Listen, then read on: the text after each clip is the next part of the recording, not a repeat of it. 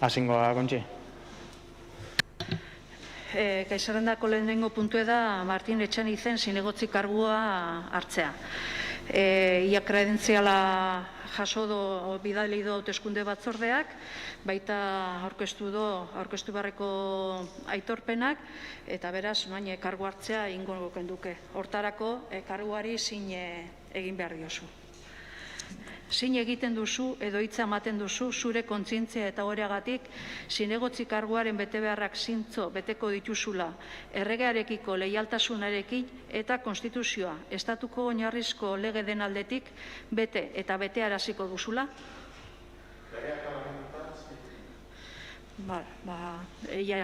Zinegotzi kargu hartuta xerri zatxizke zere lekuan.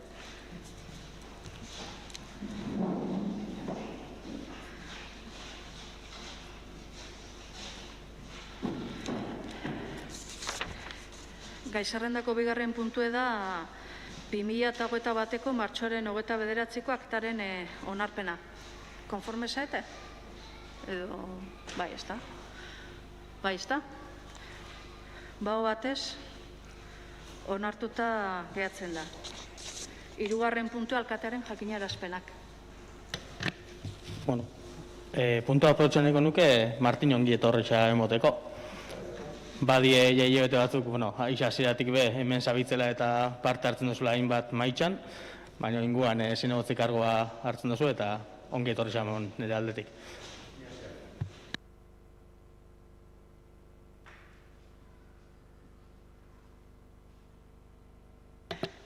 Laugarrena, laboratorium museoari egindako doaintza baten onarpena.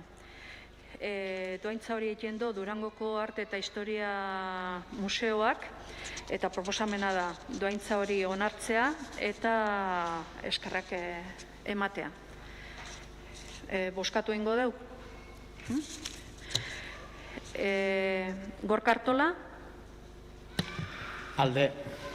Ainhoa Lete? Alde. Aitor Aranzábal? Alde. Cristina Marquina? Alde. Juan Luis González? Alde. Nagore Inurrategi?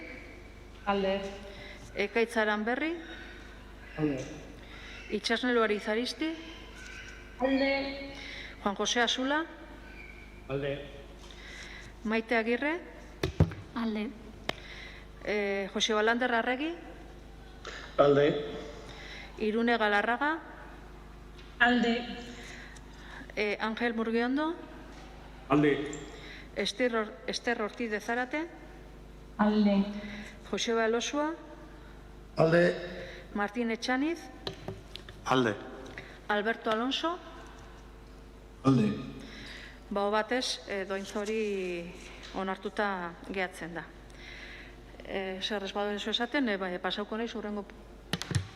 Nik udal batzen izenean inportaz pagatzu eskarrak emotea besterik ez. Uste alako doaintzak aberazten da bela laboratorium museoko eskaintza bera eta bilduma eta kasu honetan eskaintza horri eskertza motea.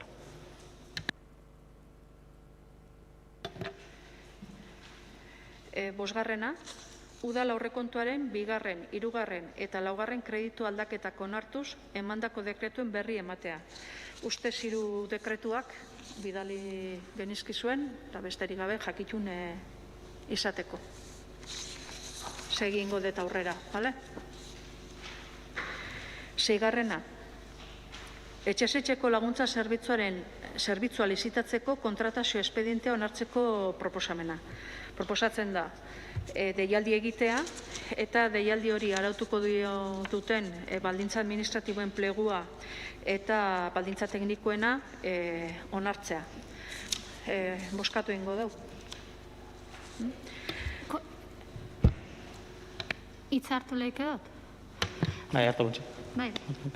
Bale, gu bakarrik aipatzea, uste dut beste pleno batzutan esan dugula, eta, momentuz ez daukagunez herritartasun batzordera joateko aukerarik, gure abstentzioa aurkeztuko dugu ondoren ingo da bozkaketan.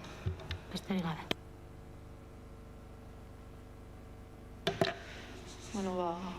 Bozkatu ingo dugu edo... Gorka Artola? Alde. Ainhoa Lete, Alde. Aitor Aranzabal, Alde. Cristina Marquina, Alde. Juan Luis González, Alde. Nagore Inurrategi, Alde. Ekaitz Aranberri, Alde. Itxasen Luarizaristi, Alde. Juan Jose Asula, Alde. Maite Agirre, Abstentzioa. Jose Balander Arregi, Abstentzioa. Irune Galarraga, Abstentzioa. Ángel Murgiondo, Abstentzioa. Ester Ortiz de Zárate, Abstentzioa. Joseba Elosua, Abstentzioa. Martín Etxaniz, Abstentzioa. Alberto Alonso. Abstentzioa. Onartuta gehatzen da plegu horiek, 9 aldeko botokin eta 7 abstentziokin. Boto azalpenik edo? Vale. A ber, 7. ENBA eta ENDE sindikatuek aurkeztutako mozioa mendiko abeltzaintzaren eta otsoaren populazioaren kontrolaren aldekoa. Mozio horri, lehenengo mozio alternatiboa aurkeztu zion udale gobernuak, eta ondoren EAJ eta PSek beste mozio bat aurkeztu zuen udal gobernuak aurkeztutakoaren kontramozio bezala. Beraz, 3 irakurriko ditut eta hasiko gineke azkenekotik aurrera bozkatzen. Lehenengo botatuko litzeke EAJ eta PSOEk aurkeztutakoa, hori onartu ezean udal gobernuak aurkeztutakoa, eta hori ere espalitz onartuko, 2 sindikatuek aurkeztutakoa. EIBA eta ENE sindikatuek aurkeztutakoak honela dio. Mendiko abeltzaintzaren eta otsoaren populazioaren kontrolaren aldeko mozioa. 2020ko otsailaren 5ean Eusko Jaurlaritzako ingurumen sailburuak otsoa espezie mehatxuen euskal katalogoan interes bereziko kategorian sartzeko tramitazioaren hasiera onartzea erabaki zuen. Naturzaintza Euskal Autonomia Erkidegoko natura konserbatzeko aholku batzordearen gehiengoak aurka bozkatu arren. 2021ko otsailaren 4an, transizio ekologikoa eta erronka demografikorako ministeritzako natura ondarearen batzordeak otsoa babes bereziko erregimenean dauden espezien zerrendan sartzea erabaki zuen. Otsoaren populazioa 95% baino gehiago ordezkatzen duten elkargo autonomoen ordezkariek aurka bozkatu arren. Aurrez aipatutako batzordearen diktamena ez loteslea bada ere, ministeritzako arduradun nagusien hitzetan, batzordeak hartutako norabideari eutsi egingo diote azken muturreraino. Erabakia behin betikoz hartuko balitz, Euskadiko abeltzaintza estensiboarengan ondorioak larriak eta berehalakoak lirateke. Otsoen populazioa areagotuko litzatekelako gure mugakide diren elkargo autonomoetan eta horren bestez Euskadin otso populazioa sartu eta egonkortzeko arriskua areagotuko genuke. Eta honek ondorio larriak ditu, bai gure mendiko abeltzaintza estensiborako, bai ardilatxa babestu nahi diren mendiko larretokiak eta Idiazabal gaztarentzat. Une honetan, hazienda, ardiak, behiak, behorrak, potokak eta bar, mendian kudeatzen dugun abeltzainok kezkatuta eta beldurtuta gaude otsoaren zabalkundearen aurrean, orain arte bizitu dugun maneju estensiboaren amaiera suposatu dezakelako. Eta horren bestez, erabakiaren azken helburua hori ez bada ere, abeltzaintza estensiboarekin amaitu eta erabateko maneju intensibora joan beharko dugulako. Honen bestez, abeltzainok Bergarak udalari honako eskatzen dio. Bergarak udalak bere konpromisoa tinkoa agertu nahi du mendiko abeltzaintzarekin eta gure mendiak larretzen dituzten ardiak, ahuntzak, behiak eta zaldiekin. Hazindaren manejo estensiboak kalitatezko eta elikagai osasuntzuen ekoizpenarekin batera, ingurunearen zaintza eta kudeaketarako tresna baliagarrienetakoa da, baliagarrienetakoa delako eta honen bestez mendiko abezaintzarako mehatxua den otsoaren populazioak kontrolatuko dituen neurriak eta araudiak eskatzen ditu. 2. Bergarako Udalak helaraziko dio transizio ekologikoa eta erronka demografikorako ministeritzari mendiko abezaintzaren aldeko apustua egiten duela eta honen bestez otsoaren babesa areagotzeko erabakiaren aurka eta otsoaren populazioa kudeatu ahal izateko baliabide guztiak har ditzala kontuan besteak beste ehiza. 3. Udalak helaraziko dio Eusko Jaurlaritzako ekonomiaren garapen, jasangarritasun eta ingurumen sailari ez dezala otsoa babes bereziko espezien katalogoan sartu eta honekin oso populazioari sarrera eta egonkortzea erraztu. Ez dezan kolokan jarri abeltzakuntza estensiboa. Gurea bezalako lurralde txikian mendiko abezaintza elkarbizi ezineko praktika da eta otso populazioarekin.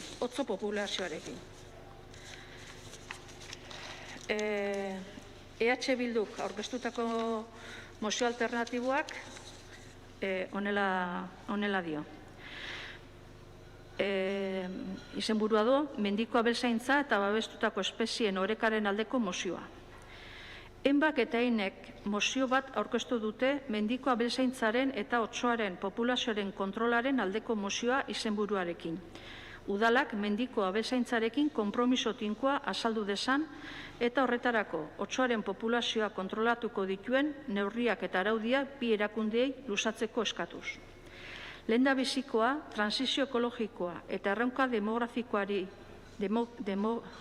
demografikorako ministeritzarentzat otsoa babesa areagotzeko erabakiaren aurka eta otsoaren populazioa kudeatu ahal izateko baliabide guztiak kontuan har ditzan besteak beste ehiza.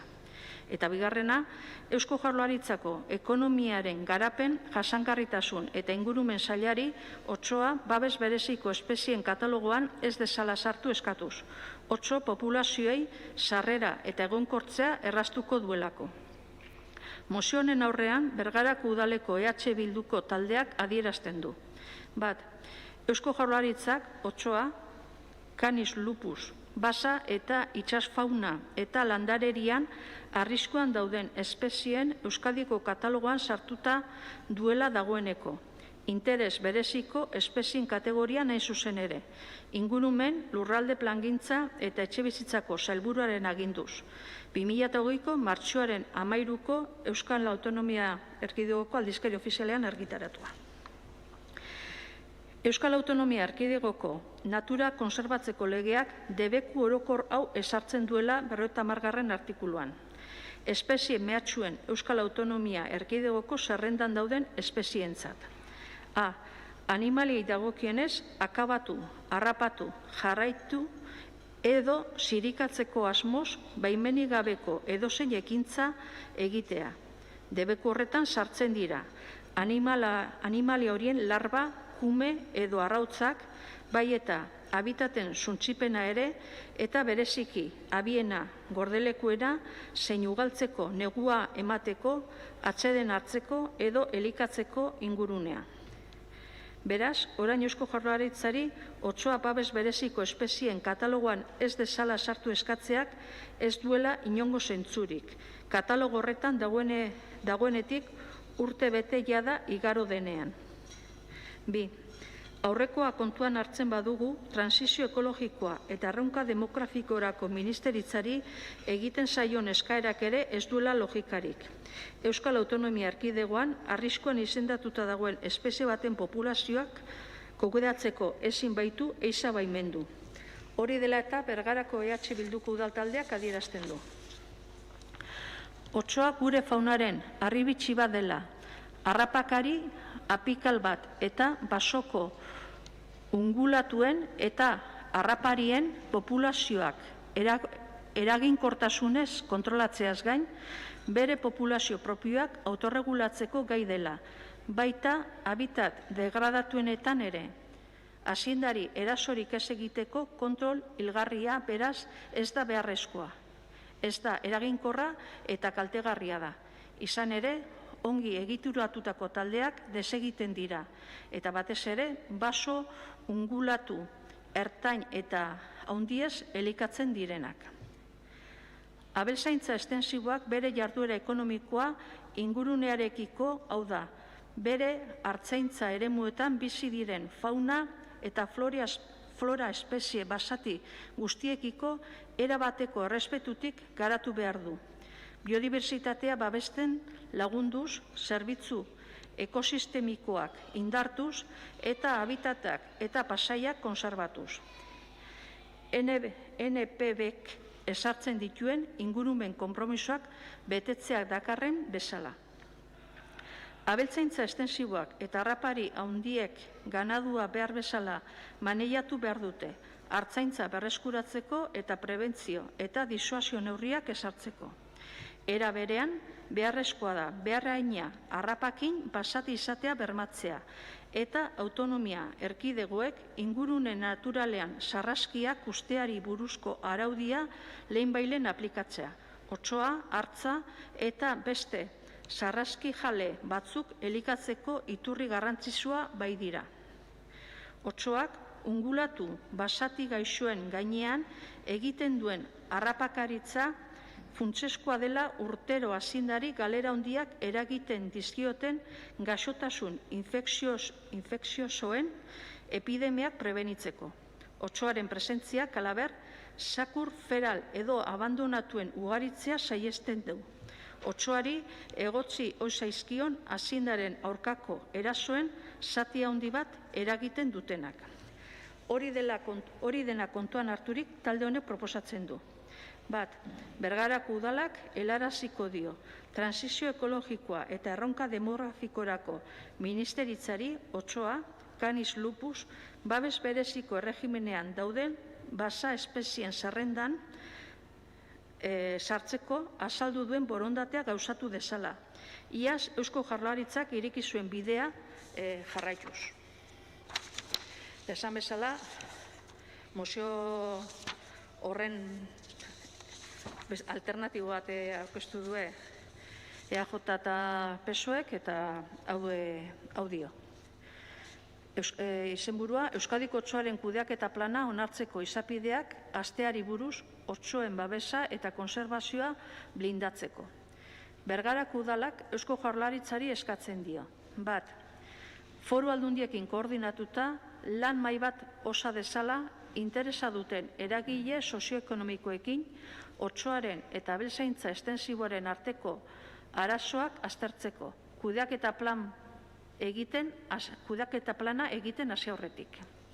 Bi, babes dezala erabilera eta interes orokorren arteko oreka egokia, lurralde eremuak arautuz, aldela bateragarria izan dadin abeltzaintza tradizionalari eustea.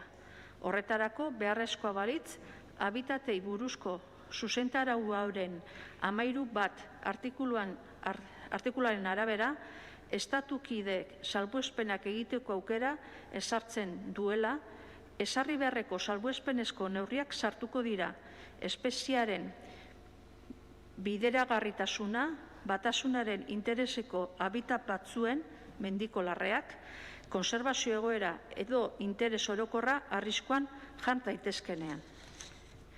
Esan bezala, bozkatzen hasiko gea, azken irakurri dudan mozio alternatibo honen onarpena. Gorka Artola. Itxoin, Nagorek pantailan hitza eskatzen dau.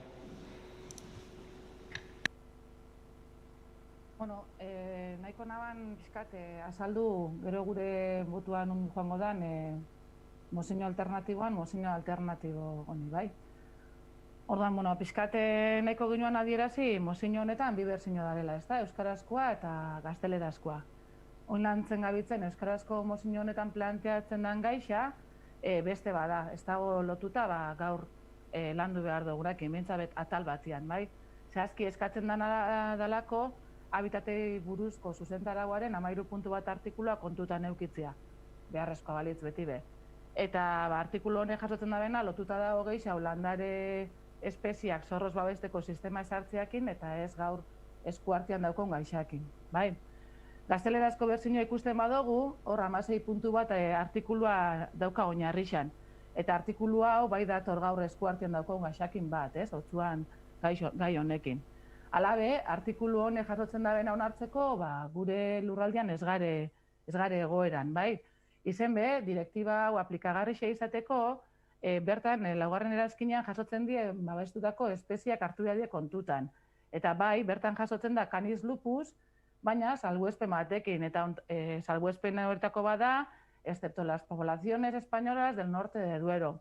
Hortaz, gure egunean, salbuetxita hongo gineke, hau betetzeko. Horrek esan nahi dau, direktiba hau aplikagarrixa izateko, lehenengo eta behin otzua babestutako espezie izendatu beharko litzakela, gure eremuan, bai? Ez dugu ikusten planteamendua behar da seriotasunez aztertu eta landu danik eta kezkati bizi dugu, zelako arinkerixiakin landu dan gaixan osoko bilkura batera ekartzeko. Eta, esan nahiko ginuke, mozio alternatibo honi ezin dotzagula baiezko bozkarik ez abstentzio horik emon, ez esko emongo dotzagula, forma aldetik akatsa ditzuelako batetik, eta aplikagarrixa ez dan direktiba bat aplikatzeko eskaera dakarrelako bestetik.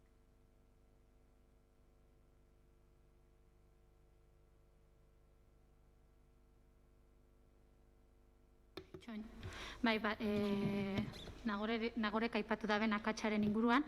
Nik aipatzean eneban bertsioa erderazkoa dela, bai, eta egisa da ontsa konturatu naiz.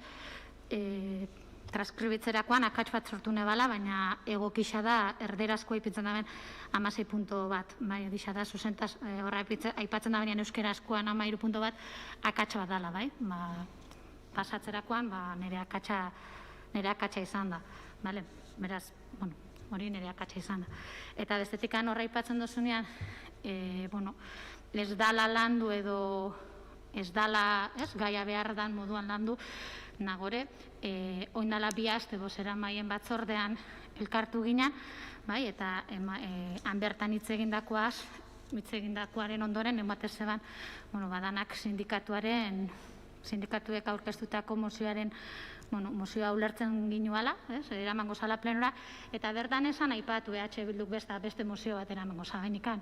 Eta WhatsApp ez bialdu jaku aste honetan. Orduan, esatia, gure mozioa, ez dakit holan esan duzu, baina esatia gure mozioa edo mozio alternatibo hau ez dala bestala benetako lanketarik anemon, EH Bilduk aurkeztutako mozioa bai, aste honetan, joan zan astean bertan, WhatsApp ez bialdu zan, orduan, nik uste dut, lanketa bixen aldetik anemon biadala, eta are gehiago, bozera maien batzorde aste beta horretik anemon bada.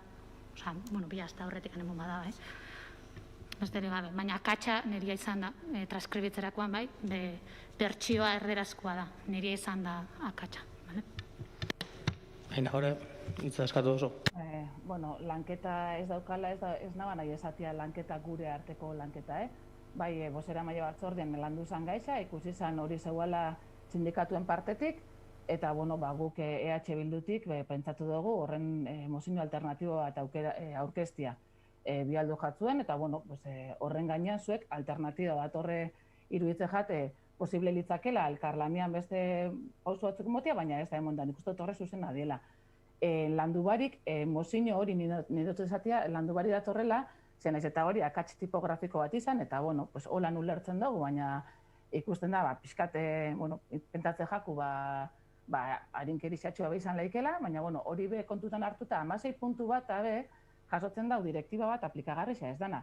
Eta, horti doia pixkat, agertzen da, mozio alternatibo honetan eskatzen dana eta planteatzen danak, ez da bela betetzen ezin dugula bozkatu honen ez alde, ez abstentzio eta kontrakoa dela, mozio alternatibo hau ez dalako bideragarriza gure eremuan, gero sartuko gineke bertako eduki edo, baina ez da aplikagarriza. Orduan, lanketa ez dagoela da, ez gure arteko lanketa, hori argi dagatzean edot, ez dago aurkeztutako mozio hori ez dago landuta. Aurkezten da mozio bat, gure ustez, jakin bariko oso ondo, alde batetik, zer dan eskatzen dana, jakitzen baldin badabe, excepzio horrek kontutan hartu barik horraino. Euskatzera pasako, Kontxi. Nahiko nuke nik komentatzea zerbait. Bota, Joseba. Eta da, lehenengo mozioa aurkeztu zuten N eta N-bak. N, gutxi gora bera, dano dakigun bezala, Bilduko sindikatu bada, eta N-ba EAJ-ko sindikatu bat izango litzake. Eta da, nik esango nizueke, alde batetik, baserritarrekiko sentimentu bat ere ez dagoela bigarren zuen mozio hortan. Alde batetik, baserritarren egoera oso txarra da, baserritarrak odol ustetzen aidia momentu honetan, eta zuk baldin badakazu mendian, bai ardi, bai ganau, bai behor, eose gauza baldin badakazu, eta otzuak iraintzen baldin badizu zure moxal, txekor txiki, arkumei, zuk galera handia doekazula. Eta ez da bat, esaten dira mordoska bat. Zer gertatzen da? Batek esaten zian txiste bezala, Gipuzkoa sartzen baldin badia, segurazki makina janberko lituzkela, ez da, otzuak. Baina Araban izugarrizko arazua da. Eta hau ez da Bergarako gauza soil bat. Hau da, Euskadiko gauza bat, orokor bat. Eta esango nuke Euskal Herriko gauza bat izango litzekela. Orduan, sentimentua, baserritarrekiko, zero. Ez zaigu bat inporta baserritara, euren egoera, euren zailtasunak. Eta gero eurak eukiko duten arazo pilo bat otzua sartzen baldin bada Arabaldetikan, izango da kristona. Gu Bergaran gaude, ez gaude Berantebilan, ez gaude beste zona baten, noski. Baina hau ez da gauza bat, Bergarako gauza soil bat, da Euskadiko gauza bat, Euskal Herriko gauza bat. Orduan, hor badaude urbani eta soilak daudenak bulego baten, o udaletxe baten, bakarren baten, erabakitzen dutena olako neurri batzuk. Baina, hoi eitzaile inporta baserritara, hoientzako baserritara da erasotzaile bat. Ingurumeneko ez erasotzaile bat. Orduan, gauza garbi utzi behar da. Baserritar zer da? Erasotzaile bat, ingurumeneko erasotzaile bat, eta orduan ingurumenak janditzala. Eta hori da garbi utzi behar dana, Otzua da arazo handi bat. Eta nik nahi dut, otzua zaudua dira, eta bat eta bestia. Baina hemen daukagun arazoa, kristona esan daiteke. Eta ez Gipuzkoan gehien bat. Araban, Bizkaiko ertzetan, eta Nafarroko zona baten. Orduan, nire ustez, Bilduk herri askotan azten idudan bezala, nik eskatuko nizuke Bilduko guztiei aztentzioa bintzat aurkeztia. Hori eskatzen du bakarrikan. Ez gehi eskatzen.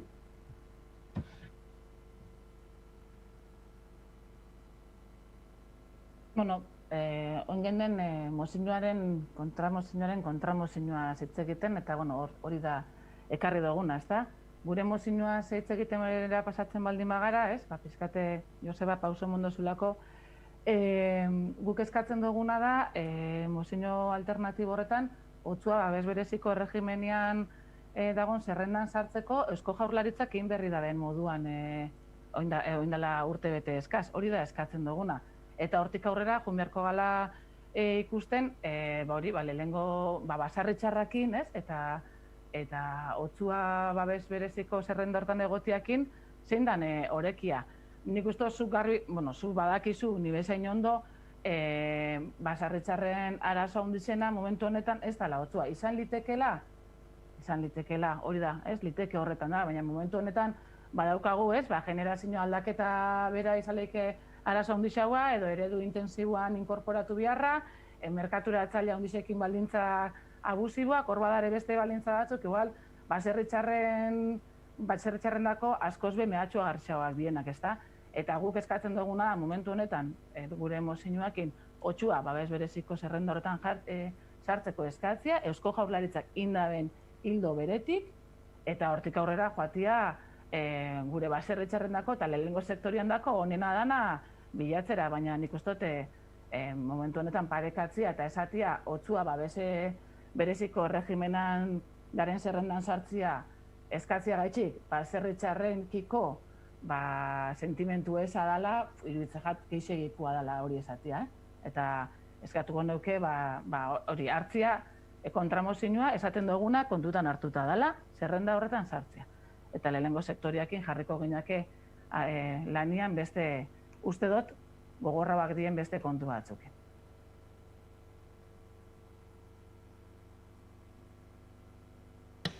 Lehenengo EAJ eta PSek aurkeztutako kontramozio hori bozkatzera pasako gineke, ondoren EH Bilduko aurkeztutako eta berriz eztabaidarik balego gereukiko aukera. Horrela, Kontxi? Bozkatu ondoren esan edo, euki ginkera berriz aukera sortatzen bada. Vale. Bueno, PNV eta PSOEk aurkeztutakoa, bozkatzen dugu orain. Gorka Artola? Kontra. Ainhoa Lete? Kontra. Aitor Aranzábal? Kontra. Cristina Marquina? Kontra. Juan Luis González? Kontra. Nagore Iñurrategi? Kontra. Ekaitz Aranberri? Kontra. Itxasnel Barizaristi? Kontra. Juan José Asula? Kontra. Maite Agirre? Alde. Jose Balander Arregi? Alde. Irune Galarraga? Alde. Ángel Murguiondo? Alde. Ester Ortiz Zárate? Alde. Joseba Elosua? Baserritarren alde. Martín Etxaniz? Alde. Alberto Alonso? Alde. Mozioa ez da onartzen, aldeko botoak izan dielako 7 eta aurkakoak 9. Orain, bozkatuko dugu jarraian, EH Bilduko udaltaldeak aurkeztutakoa. Gorka Artola? Alde. Ainhoa Lete? Alde. Aitor Aranzábal? Alde. Cristina Marquina? Alde. Juan Luis González? Alde. Nagore Iñurrategi? Alde. Ekaitz Aranberri? Alde. Itxasnel Barizaristi? Alde. Juan José Asula? Alde. Maite Agirre? Kontra. Jose Balander Arregi? Kontra. Irune Galarraga? Kontra. Ángel Murguiondo? Kontra. Ester Ortiz Zárate? Kontra. Joseba Elosua?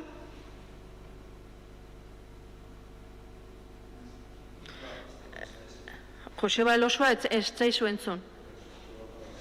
Baserritarren iritzia defendatzeko kontra. Martín Etxaniz? Kontra.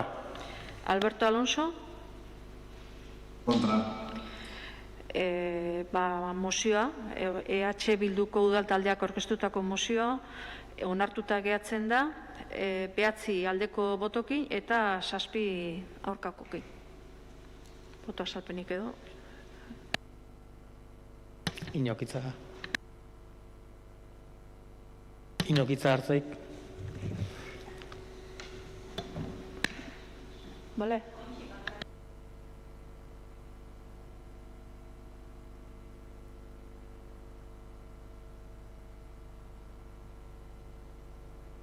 Bai, konfunditu naiz, 9 alde eta 8 kontra.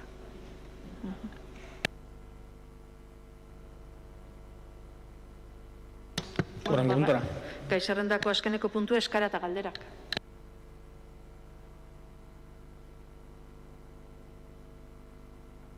Bueno, besteik ez baldin badago, nik bai neban zerbait komentatzea. Jaso dugu deialdi bat, ezta?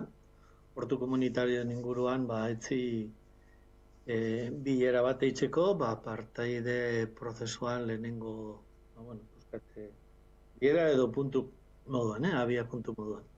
Orduan, alde batetik, pozgarria zen, eta guk eskatu genuen olako prozesu bat zabaltzea, eta, bueno, ikusten dugu, martxan jartzen dela.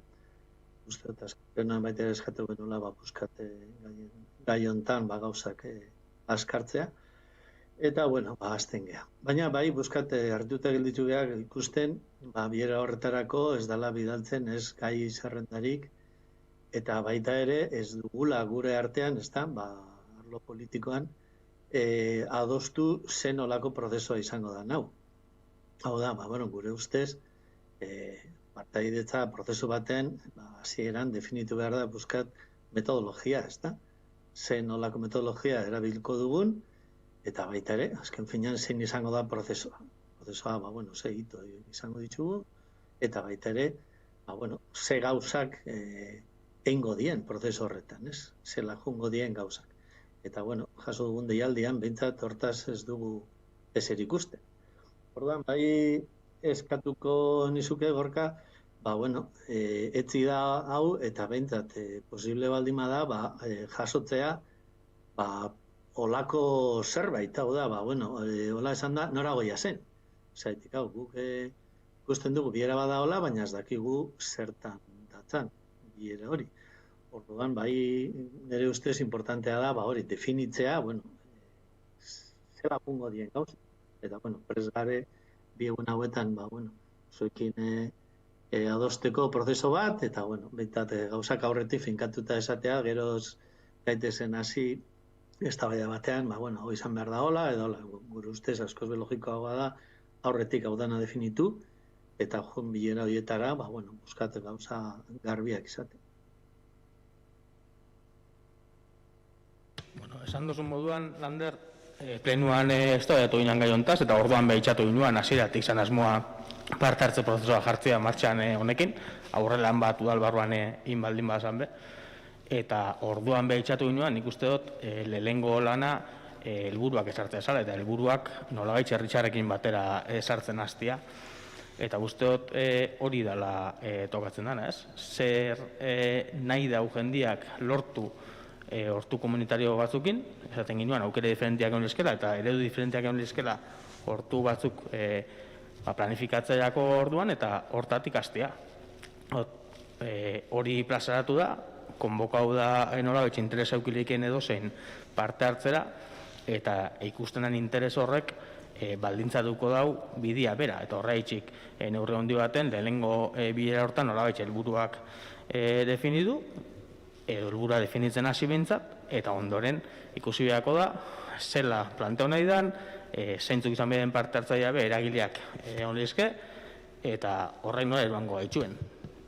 Hortuen eredua, espazioa bere momentuan be, eztabaida gai izan zikena, eta horrein gauzapena be, nola eta zer denboratan inbiako da, ez? Nik uste, ez dakit, eta deialdean dator, ez da? Nik uste, hortuen eremu aldetik ez da hola, gure artean ez da hola diferentziarik, azken finean, planteatzen die, ludiko moduan, eta baita ere, gizartearekiko azken finean harremanak bultzatzeko, ez da? Jendeen artean harremanak bultzatzeko. Orduan, alde horretatik nik ez dut ikusten diferentzia hondirik da honik. Baizik eta, historia da, jakitzea guk zela planteatzen dugun prozesua, bera, metodologia pura. Hau da, zela ingo dugun. Lehenengo bileran zela planteatuko da.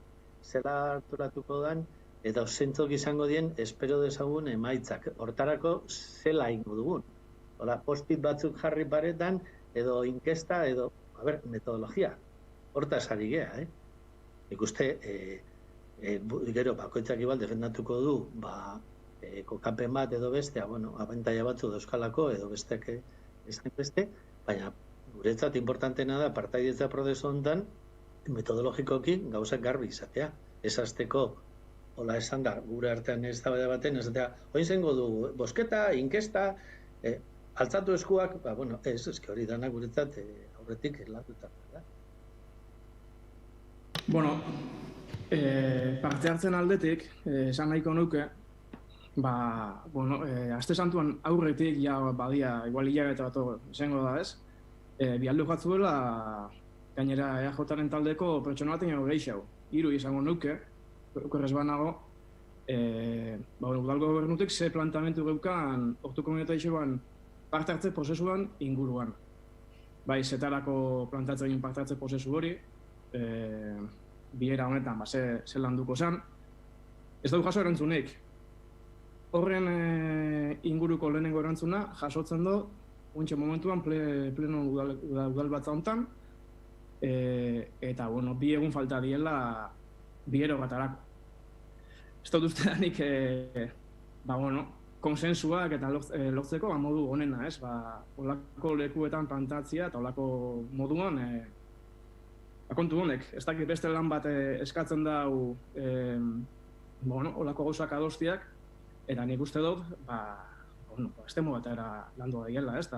Eta aurrez landu, ez da? Ez bilera baten aurretik, udal batzan planteatzea lako gaixak. Beste barik.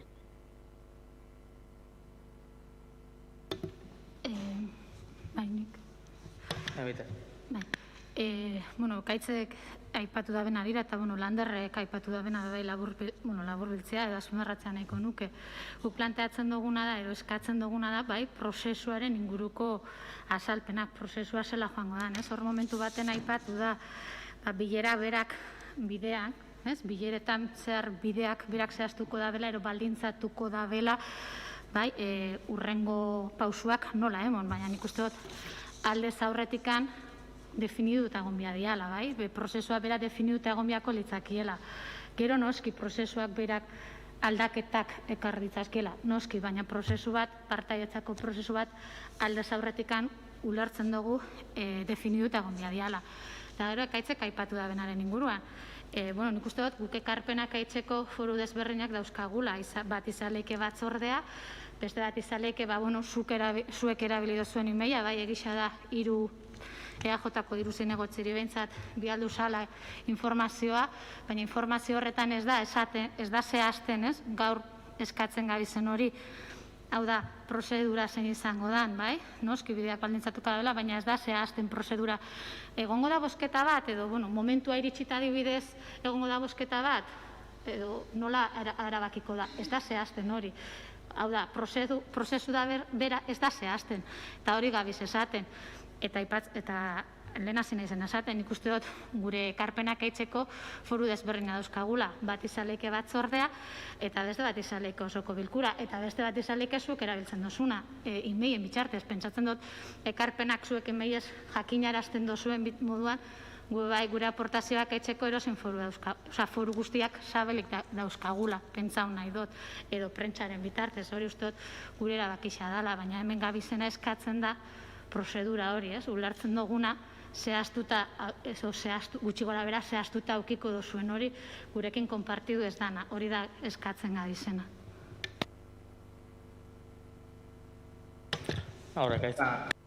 Faltaria maz, ez? Edo zein bide zilegizkoa ez erabiltzia, beste bada, zein da, eraginkorrena, ez da? Guk sinisten dugu eguneroko parte hartzean, sinisten dugu lanian, ez da, eta jendeak inegotian, iritzitxak partekatzean, entzutian, horrekontuan hartu. Eta, hortan gabiz, eta hortarako lan inbida, hortarako elkartuen bida, eta, pentsatzen dut, zuek bide hortan batuko zatela, baina, eraginkortasuna, benetan eraginkortasunik ez dauka, olako parte hartzik izenean gainera, horan funtzionatziak, pleno batian, olako usak izatea, ekarpenik ez dago nian, ez da nian egon, ez da? Eta ez da nian egon, oin arte erantzunik. Ez dakit, guk ez dugu ikusten holaxe, ez dugu sinisten hori denik benetako parte hartza bat, bai. Eguneroko lanian guk pentatzen dut, sinisten dugula, bai.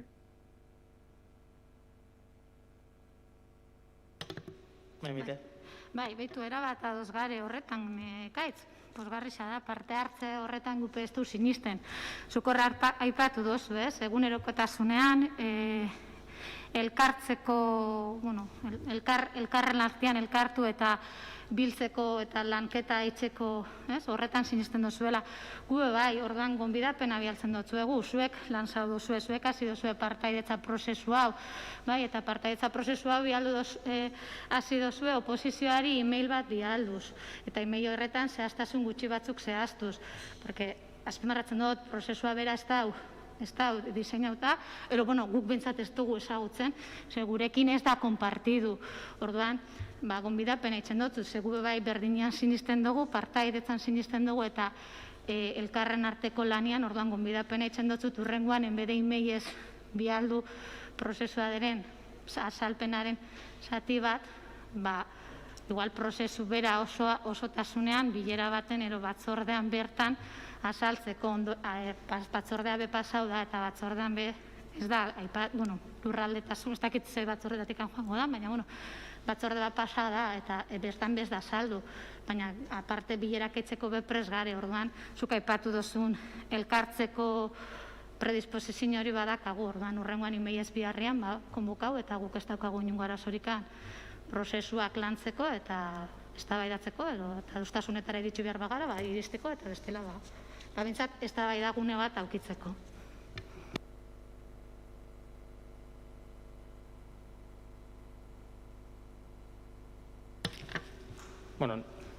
Uste dut garbi gelditzen dela postura diferentia badela, baina bai Ekaitzek esan daren moduan, gaixaren inguruan, ondala hilabete eta piku pasatzen batzu informazio bat, eta azkenengo esan dagoarekin nik planteatzaren bakarrik beti esan dugu, gobernu taldetik persgaleralako gaixekin lanketak itxeko, hainbatetan deitzu ditugu guk arlokako lan bilera gai diferentiekin, eta emondako informazioarekin premien ikusi ezkero, zeuek aukera uste daukazue lan bilera batzuk eskatzeko. Eta uste dute pasatako informazioarekin nahikoa espasan edo lanketa ondixau bat bihar zala uste baldin bazinuen egokizalitzakela aurretik deialdi batin, eta bihar baldin bada hori lantzen, informatzen, zegoeratan dagon jakiten, eta eskuz esku juteko aukera hori zabaltzia egokisa dela, beti esan du moduan presgara itxeko eta segitzen du moduan esaten ala garela. Posten nahi zentzutia, presbasaret urrengo partaidetza prozesu bat okatzen danean, prozesuan beran adosteko bilerak antolatzen ditugu eta ekingo gara, ez? Ezoingoan egin da moduan, prozesua bera ondiok ez dugu ezagutzen. Baina, eskertuko dugu urrengo batzordean edo urrengo bilera eitzen ditugun beste bileretan, ezagutzeko bentsat prozesua zelan joango dan. Bai, alabe errepikatzen dut, eta uste dut nahiko argi esan dutela, uste dut proaktibotasuna eta aldetik egon bia dela. Eta ez da bena balio da, gobernu taldiari bizkar lagatzia deialdi horrek itxeko ardura bakarra, zeuek jasotako informazioan arabera informazio edo lanketa ondixoan biharra ikusten bozue. Enplazamentu uste dut mutua dela elkarre lanerako. Geuk jartzen ditugu mahai gainean eta jarri izan ditugu gai batzuk, informazio bat aslado da eta horrekin gutxi baldin bada, uste zeuen ardura badala geuri eskatzia bilera horre ditzeko eta lanketa horrek mahai gainean jartzeko. Eta, esan dut, poses hartuko ginuke lanketa hortako deialdisa eta aportazioak edozein baitxe e-mail bidez botatako gaixen inguruan be. Uste dut askotan trasladatzen dira eta trasladu izan dira orokorrian, ez? Bai e-mailez, bai bilera bidez, bai batzordetan gai diferentiak, eta kanal desberdin horre baliatu ginkela nola ez proposamenak helarazteko, eta proposamen sakonauak behar baldin badie bilera bat deitzeko, proposamen hori behitzeko. Uste hon nagorek itza eskatu osula, ezta? Bentzau jat ikustia. Niri guztoko jaten pixkat, behin da berriz ez, komentatzen dalako, igual parte hartzean inguruan, baina hortu komunitarixoakin izan da, baina beste batzutan be esan izan jaku ez da, eta ez dugula kontatzen, edo ez dala ez, modua, edo, ez dakit, susmo hori da. Ni nahiko nagoen argitxu da hori, ez, ekaitzek apur bat esan da, baina parte hartzea bera ez da metodologia bat, parte hartzea bera ez da saio baten zer egiten den, parte hartzea itxeko modu bada, politika itxeko modu bada, eta bizitzeko modu bada. Eta gu parte hartzea egunerokotasunean ulertzen dugu, eta parte hartu nahi da bena da, hartu eta emon, ez? Eta orduan, eskatzen da, emoten da iritzitza, emoten di aukerak, aukeria dago horri erantzuteko, beti galdetzen dugula esango neuke, erantzunik ez, eta gero, zilegi da, erabiltzia foro hau adierazteko zeintzu dien biharrak, baina, prozesuaren inguruan informazioa monda dago aurretik, eta, joan genke zehatzmea ikusten, baina igual lehengo argitxu behar duguna da, eta nik bai enplazatzen dutzu etorretara, eta bildu genke bai zer ulertzen dugun parte hartzeaz, porque, bestela beti gara eztabaidan batzuk ulertzen baldin badugu, modu baten eta bestatzuk bestean, sekula ez dugu topoengo bidian, eta orduan, igual hasi beharko gineke hori argitzen, baina guretako parte hartzia, politika itxeko modu bada, eta egoteko modu bada, eta ez da metodologia bat, postitekin edo galderekin bideratzen dena, edo saio baten egiten dena. Ni bakarrik gehitzia, ez? Nagore, zuk aipatu dozunak, erabatadoz, zati batian, egisa da politika itxeko era dela, baina parte hartzea gaitxikan bez guk ez dugu lertzen, gure alderrizak ez dugu lertzen informazioa trasladatzearekin amaitzen danikan. Eta kasu honetan hori da indana, informazioa trasladau, eta ez da parte hartzea, ez da zehaztu gurek, ez ez dakigu zehaztuta dagoen, baina gurekin bintzat ez da zehaztu nolan izango dan urrengo bilera. Eta hori da eskatzen ginduen, prozesua ezagutze horretan, prozesua bera ez da gurekin zehaztu, ero gurekin partekatu. Ze kaitzek aipatu da ben, email horretan ez dau zehazten zelan izango dan. Eta noski aldaketak egon. Noski aldaketak egongo diala bidean, baina ez da zehazten. Eta guk ez dugu sinisten parteatzean informazioa trasladatzea denikan, inondik inora.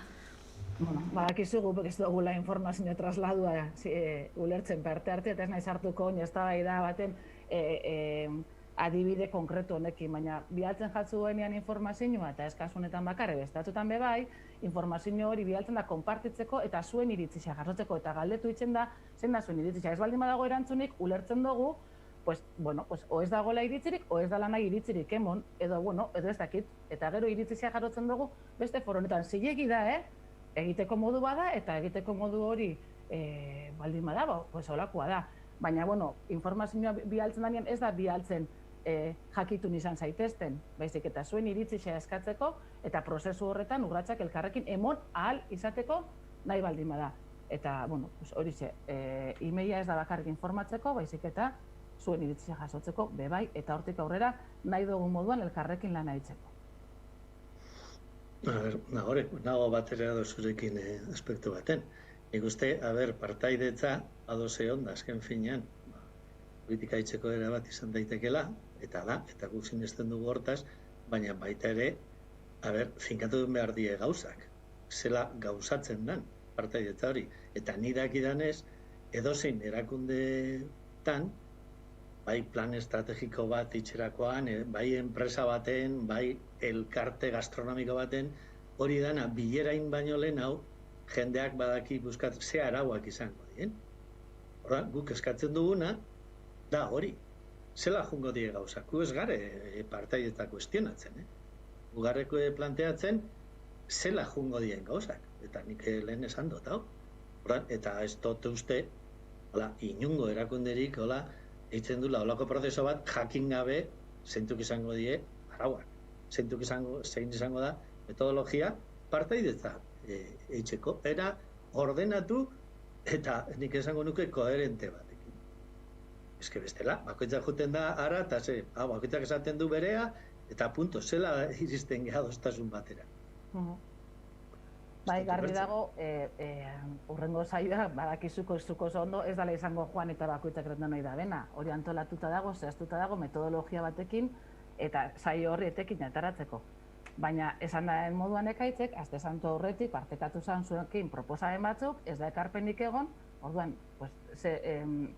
ez dakigu, zenbateraino, nahi dozuen horretan segi parte hartzen, orduan, eskatu duzue, ez da ongo arazorik asteazkenera begira hori partekatzeko, baina neote esatea ez dala kontua, bi egun lehen hau hemen eskatuta zer egin behar dugun asteazkenean, posible dala, eta dinot, foro hau bai, argibideak emoteko dala, baina zaila da horrekin, elkarrekin zerbait itxia asteazkenean. Horraino, ni bestauka zalantzarik ezin dana izan da, elkartu talde bat eta hala, abertzaten da emakoitzak, eta badakizu hori hola ez dala izango. Eta diseinauta dagoela, eta joango dala serio, eta jendean iritzia jarrotzeko. iritzia jasotzea bera ez da bakarri parte hartzea. Saio horretan iritzia jasoko da edo joango da lehentasunak helburua finkatzen, lehentasunak hartzen da hortarako dinamizau bingo da, erabiliko da metodologia bat. Baina prozesua bera lehenago hasten da, eta prozesua bera beste diseinu bat dauka. Hori nahi naban argitzu. Nahi dozuela informazioa hasta azkeneko saioi begira, ez dago problemarik, no eskiriko dozuela. Baina hortik, saia da eraikitzea. Hau indela, hilabetetatik proposamenak eskuartean eukitza. Besteik ez. Bueno, uste dut nahikoa estadiatu dela eta argi gatu diela bi ikuspegi diferentiak. Ez dakit beste gairik edo badagone eskaerarik. Honekin emongo genuke bukatutzat gaurko plenua. Mila esker danoi eta maiatzean ikusiko da berriz. Bueno, ondo izan. Agur. Agur.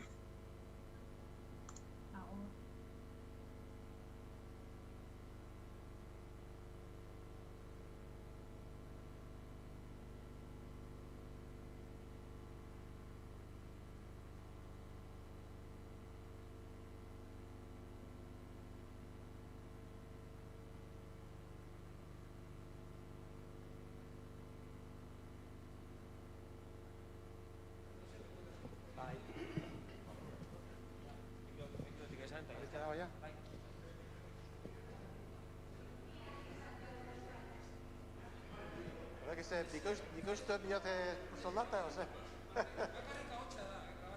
Vale. Berak esan bida, o ni bakarrik? Ja? Legeak hala ginduta, zine egiten dut. Berriro? Legeak hala ginduta, zine egiten dut.